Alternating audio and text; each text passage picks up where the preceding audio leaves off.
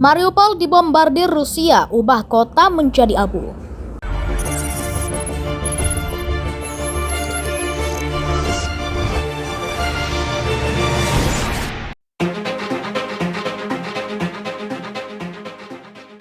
Serangan udara Rusia yang intens menghantam kota pelabuhan Mariupol di Ukraina yang terkepung dan pertempuran jalanan berkecamuk pada Selasa 22 Maret 2022. Serangan dilakukan sehari setelah Kiev menolak permintaan Moskow untuk menyerah.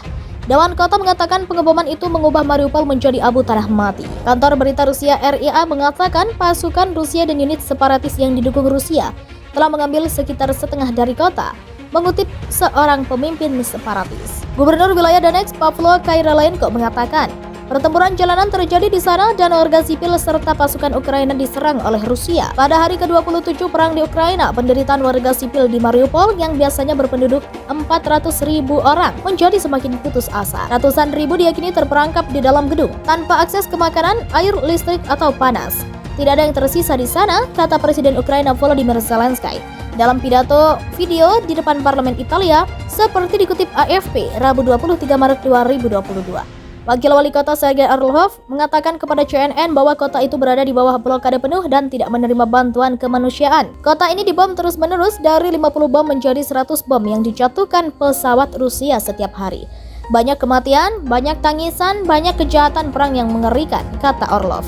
Mariupol telah menjadi fokus perang yang meletus pada 24 Februari ketika Presiden Rusia Vladimir Putin mengirim pasukannya melintasi perbatasan dalam apa yang disebutnya operasi militer khusus untuk mendemilitarisasi Ukraina dan menggantikan kepemimpinannya yang perubahan. Itu terletak di Laut Azov dan penangkapannya akan memungkinkan Rusia untuk menghubungkan daerah-daerah di timur yang dikuasai oleh separatis pro-Rusia dengan semenanjung Crimea yang dianeksasi oleh Moskow pada tahun 2014. Setelah gagal merebut ibu kota Kiev atau kota besar lainnya dengan serangan cepat, pasukan Rusia mengobarkan perang gesekan yang telah membuat beberapa daerah perkotaan menjadi puing-puing dan menelan korban sipil yang besar.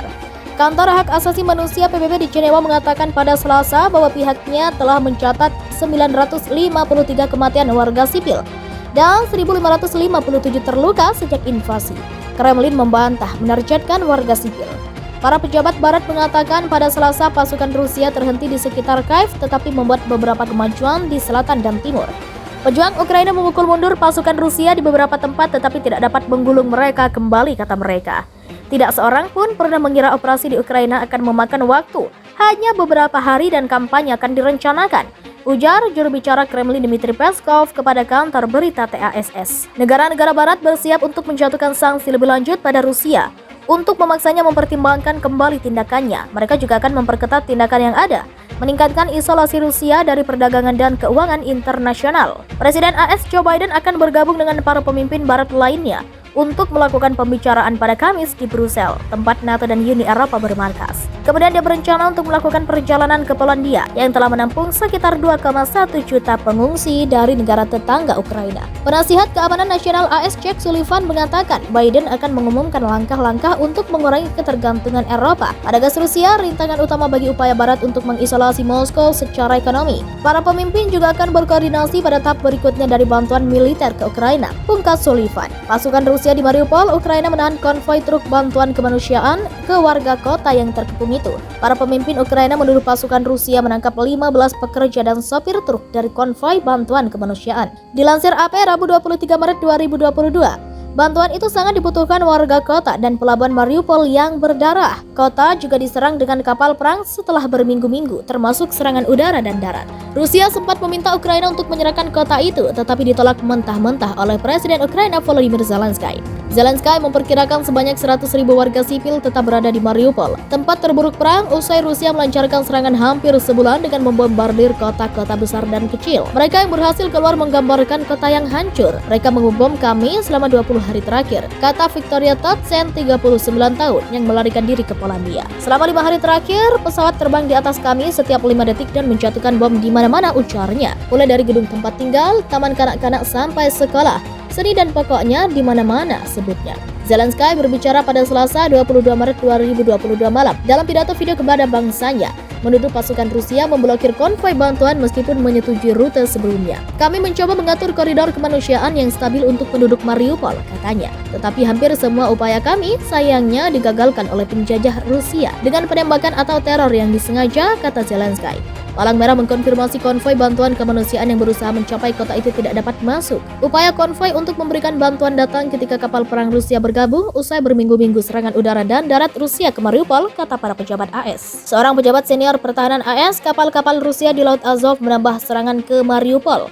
Pejabat itu mengatakan ada sekitar 7 kapal perang Rusia di daerah itu, termasuk kapal penyapu ranjau dan beberapa kapal pendarat. Ukraina disebut-sebut akan segera kehabisan persediaan senjata yang dibutuhkan untuk melawan militer Rusia. Di tengah kekhawatiran itu, mereka kemudian meminta bantuan kepada Prancis dan Jerman untuk memasok persediaan senjata lebih banyak. Menteri Luar Negeri Dmytro Kuleba mengatakan setidaknya militer Ukraina memiliki waktu 2 pekan sebelum rudal anti pesawat dan anti tank benar-benar habis. Sebagian situasi sudah membaik setelah negara-negara barat mengirim senjata tambahan dalam beberapa hari terakhir. Dalam pidato video kepada bangsanya, menuduh pasukan Rusia memblokir konvoi bantuan meskipun menyetujui rute sebelumnya. Kami mencoba mengatur koridor kemanusiaan yang stabil untuk penduduk Mariupol, katanya. Tetapi hampir semua upaya kami sayangnya digagalkan oleh penjajah Rusia dengan penembakan atau teror yang disengaja, kata Zelensky. Palang Merah mengkonfirmasi konvoi bantuan kemanusiaan yang berusaha mencapai kota itu tidak dapat masuk. Upaya konvoi untuk memberikan bantuan datang ketika kapal perang Rusia bergabung usai berminggu-minggu serangan udara dan darat Rusia ke Mariupol, kata para pejabat AS. Seorang pejabat senior pertahanan AS, kapal-kapal Rusia di Laut Azov menambah serangan ke Mariupol. Pejabat itu mengatakan ada sekitar 7 kapal perang Rusia di daerah itu, termasuk kapal penyapu ranjau dan beberapa kapal pendarat. Ukraina disebut-sebut akan segera kehabisan persediaan senjata yang dibutuhkan untuk melawan militer Rusia. Di tengah kekhawatiran itu, mereka kemudian meminta bantuan kepada Prancis dan Jerman untuk memasok persediaan senjata lebih banyak. Menteri Luar Negeri Dmytro Kuleba mengatakan setidaknya militer Ukraina memiliki waktu 2 pekan sebelum rudal anti pesawat dan anti tank benar-benar habis. Sebagian situasi sudah membaik setelah negara-negara barat mengirim senjata tambahan dalam beberapa hari terakhir.